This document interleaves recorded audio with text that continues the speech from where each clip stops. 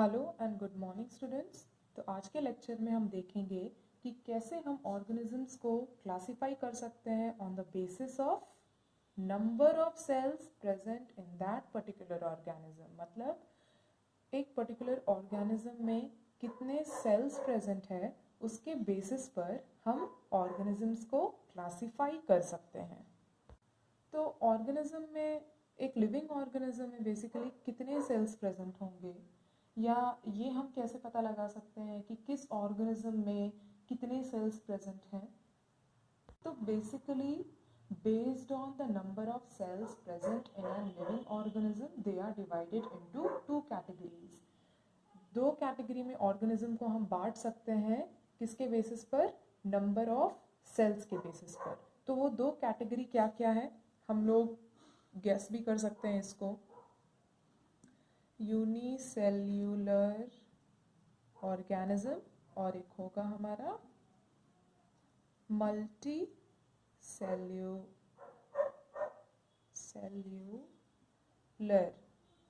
Organism.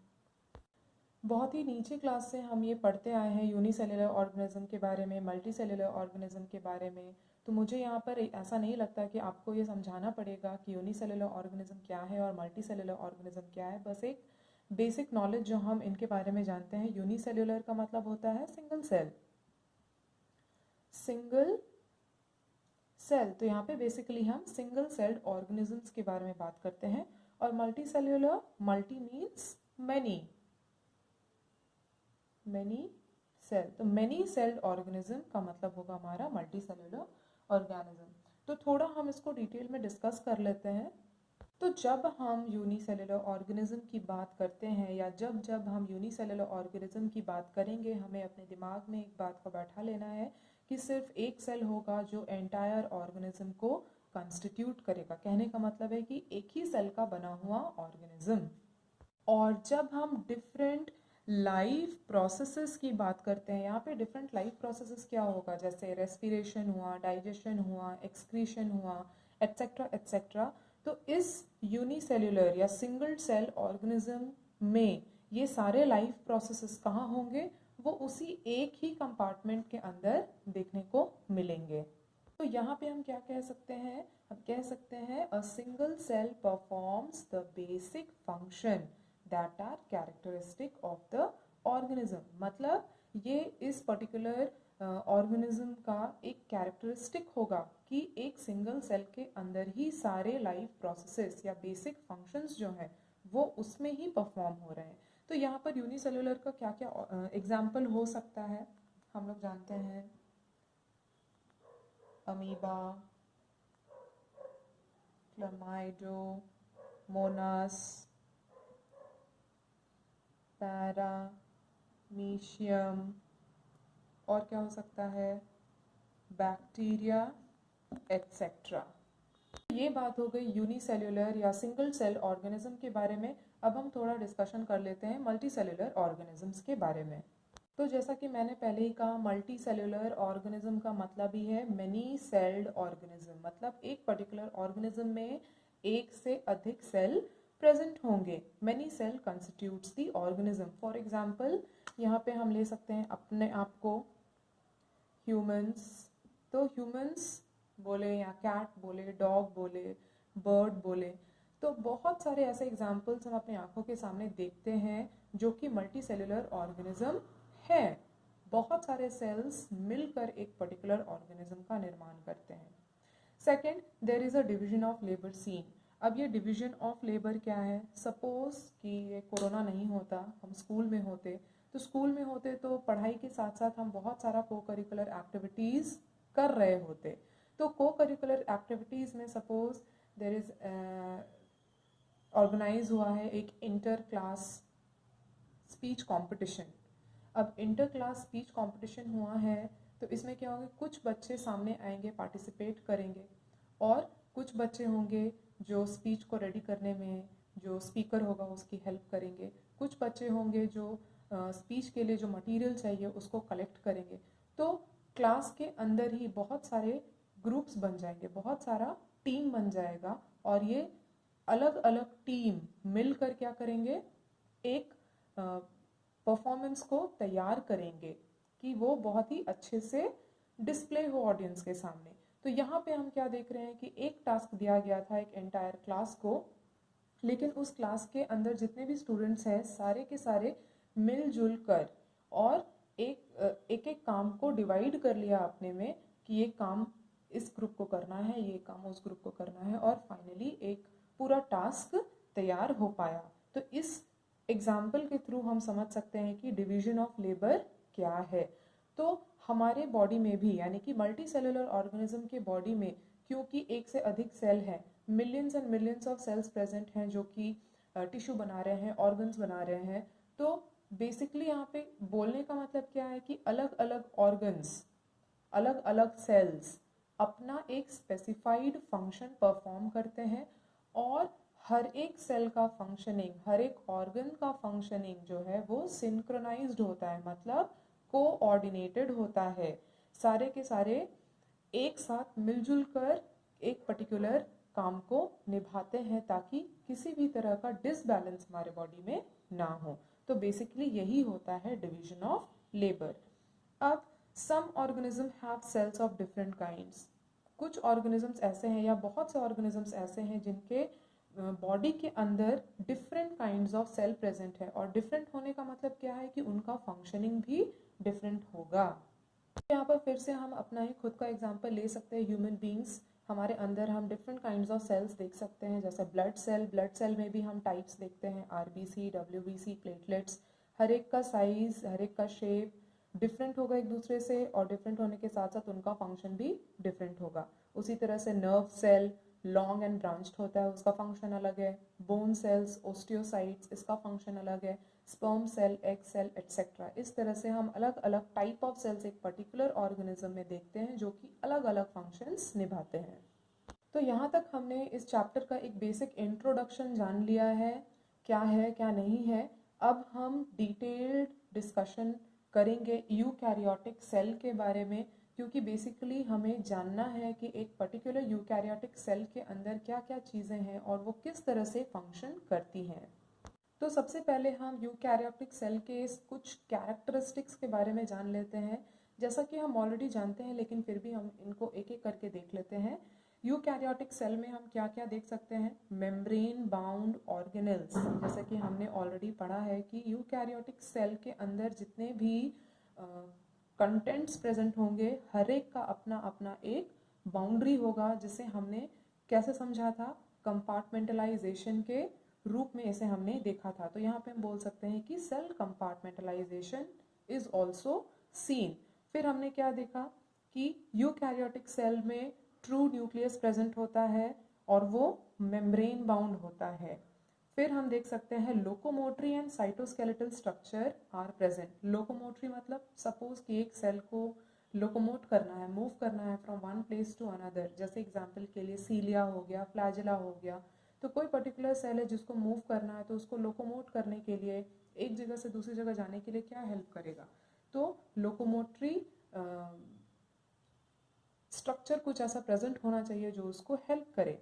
फिर cytoskeletal structure की जब हम बात करते हैं, फॉर एग्जांपल हमारे बॉडी में भी एक स्केलेटन प्रेजेंट है। अब ये स्केलेटन जो हमारे बॉडी के अंदर प्रेजेंट है वो क्या करता है, या किस पर्टिकुलर एरिया में ये हेल्प करता है? ये हमारे बॉडी को एक शेप प्रोवाइड करता है। तो साइटोस्केलेटल का मतलब क्या है? Cyto means cell and skeletal मतलब स्केलेटन ही हुआ। तो साइटोस्केलेटल स्ट्रक्चर क्या करेगा? एक सेल को पर्टिकुलर शेप प्रोवाइड करेगा। और हम देख सकते हैं कि जो जेनेटिक मटेरियल सेल के अंदर प्रेजेंट होता है वो बहुत ही सही तरीके से ऑर्गेनाइज्ड वे में प्रेजेंट होता है। अब हम बात करते हैं सेल ऑर्गेनेल्स के बारे में। तो ये सेल ऑर्गेनेल्स क्या होते हैं? एक सेल बहुत सारे कंपोनेंट्स का बना होता है, या हमने जो पढ़ा पिछले लेक्चर्स में कि एक सिंगल सेल की जब हम बात करते हैं, जब हम एक सिंगल सेल को स्टडी करते हैं, तो वो एम्प्टी स्पेस नहीं है, उसके अंदर कुछ कंपोनेंट्स प्रेजेंट है। तो बेसिकली जब हम सेल ऑर्गेनेल्स की बात करते हैं तो हम उन्हीं कंपोनेंट्स की बात करते हैं जो उस पर्टिकुलर सेल में प्रेजेंट है। तो हम क्या कह सकते हैं? A cell is made up of components called cell organelles. अब जिस तरह से हमारे शरीर के अंदर डिफरेंट ऑर्गन्स प्रेजेंट हैं जो एक साथ मिलजुल कर काम करते हैं और किसी एक पर्टिकुलर फंक्शन को परफॉर्म करते हैं, उसी तरह से जब हम एक सिंगल सेल की बात करते हैं तो सेल के अंदर जितने भी कंटेंट्स प्रेजेंट है या ऑर्गेनल्स प्रेजेंट है वो सारे मिलजुल कर क्या करते हैं, उस सेल की फंक्शनिंग को चेक करते हैं या देखते हैं कि फंक्शनिंग सही से हो जो भी सेल के अंदर हो. So we can say that a cell is able to live and perform all its function because of what? Because of these organelles. एक सेल जीवित रहने के साथ साथ अपना हर एक फंक्शन को सही तरीके से कैसे परफॉर्म कर पाता है, क्योंकि उसमें मदद करते हैं सारे सेल ऑर्गेनल्स. अब यहाँ पे एक बात जो हमेशा ध्यान रखने वाली है, that all cells have more और लेस सेम ऑर्गेनल्स. मतलब बेसिक जितने ऑर्गेनल्स हैं होते हैं सेल में, वो मोर और लेस सारे सेल्स में एक जैसे ही होंगे. माइनर डिफरेंसेस हम देखते हैं, इसको हम लोग जब आगे आगे पढ़ेंगे तब हम लोग को समझ में आएगा. जैसे कि आप स्क्रीन पर देख सकते हैं कि ऑल सेल्स हैव मोर और less same organelles irrespective of their functions and organism they are found in. Suppose अगर हम एग्जाम्पल लेते हैं प्लांट सेल और एनिमल सेल का, बेसिकली अगर देखा जाए तो दोनों अलग अलग ऑर्गेनिज्म है, लेकिन जब हम सेल स्ट्रक्चर्स या सेल कंटेंट या सेल ऑर्गेनल्स के बारे में बात करते हैं तो बेसिक ऑर्गेनल्स क्या होंगे प्रेजेंट सेल दोनों सेल के अंदर. इसमें भी न्यूक्लियस होगा जो मेम्ब्रेन बाउंड होगा, इसमें भी एनिमल सेल में भी न्यूक्लियस प्रेजेंट होगा जो मेम्ब्रेन बाउंड होगा.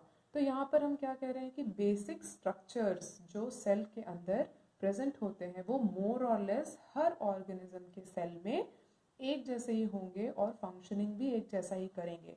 स्लाइड डिफरेंसेस हम देख सकते हैं. तो यहाँ पर एक सोचने वाली बात आती है या एक सवाल हमारे दिमाग में आ सकता है कि क्या सारे के सारे यूकैरियोटिक सेल आइडेंटिकल होंगे. जवाब इसका होगा नहीं, सारे के सारे यूकैरियोटिक सेल आइडेंटिकल नहीं हो सकते, क्योंकि मैंने अभी अभी क्या कहा कि basic cell structures, basic cell organelles तो एक जैसे ही होंगे और वो एक जैसा ही फंक्शनिंग करेंगे.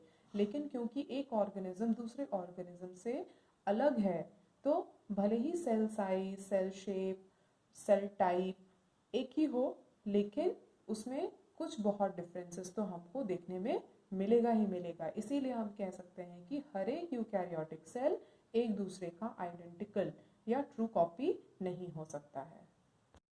तो चलिए हम लोग प्लांट सेल और एनिमल सेल में बेसिक डिफरेंसेस देख लेते हैं क्या क्या होता है. तो जब हम प्लांट सेल और एनिमल सेल में डिफरेंसेस की बात करते हैं तो सबसे पहला डिफरेंस जो नोटिसेबल डिफरेंस है वो क्या है कि प्लांट सेल में क्या प्रेजेंट होता है, सेल वॉल. तो प्लांट सेल में सेल वॉल प्रेजेंट होता है और एनिमल सेल में ये एब्सेंट होता है. सेकेंड डिफरेंस क्या है, प्लांट सेल में जो वैक्यूल्स होंगे वो थोड़े बड़े साइज में होंगे और कम होंगे. तो कभी भी आपने लोअर क्लासेस में प्लांट सेल को स्टडी किया होगा या उसके बारे में पढ़ा होगा तो आपने देखा होगा, उसके बारे में जाना होगा कि जो वैक्यूल होता है वो बिगर इन साइज होता है और वो मोस्ट ऑफ द स्पेस, वो प्लांट सेल का most of the space occupy करता है. तो यहाँ पर हम लिख लेते हैं vacuole big and less in number. और जब हम एनिमल सेल की बात करते हैं तो vacuoles are many and small.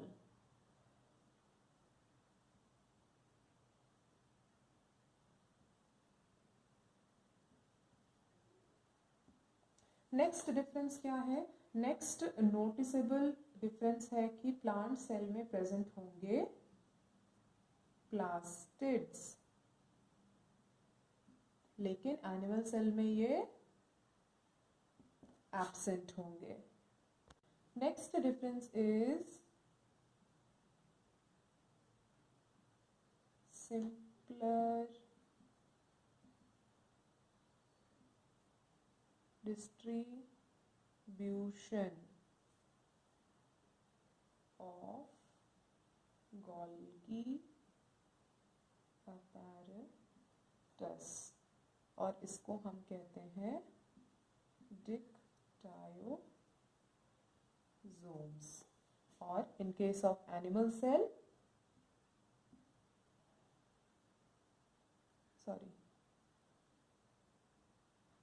Single